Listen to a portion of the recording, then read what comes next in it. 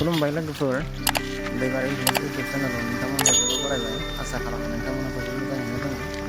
आरो नै लोगोफोर आं दिनै मोनसे नोंथांमोननि थाखाय गोदान भिडिअ लानानै फैदों बे भिडिअआनो जादों उदालगुरि जिल्लानि सिङाव थानाय अरां हालामनि साहा अरुणाचल रायजोनि बालेमु होननाय जायगा जाय जायगायाव जोबोर माने नायनो समायना हाजो हाला बिफां लाइफां आरो दैमा दैसाजों बुंफबनाय लोगोफोर जायगायाथ' जोबोद समायनाखा माने बुंनोनो नाङा समायनाजों लोगोसे जोबोद गिथावना नोंथांमोना माब्लाबाफोर माने बेफोरबायदि जायगायाव बेरायनो थांब्ला एसे गारिफोरजों थांबाय बायबा खारानो थाखाय एसे मोजाङै जोथोनै सालायलां जौ लोंनानै सालायनो नाङा मानोना बेफोरावहाय एक्सिडेन्ट जायोबा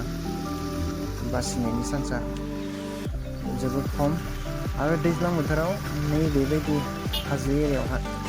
गोबां माने लेन्डस्लाइड जायो आरोना ओंखायनो लोगोफोर दैज्लां बोथोरनि समाव थांनायानो साबसिन मानोना मा समाव मा जायो जों बुंस'नो हाया लोगोफोर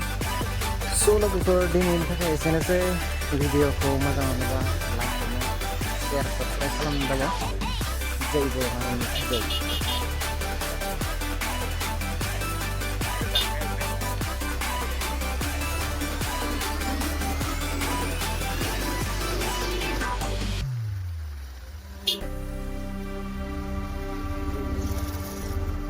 Landslide. This is called landslide.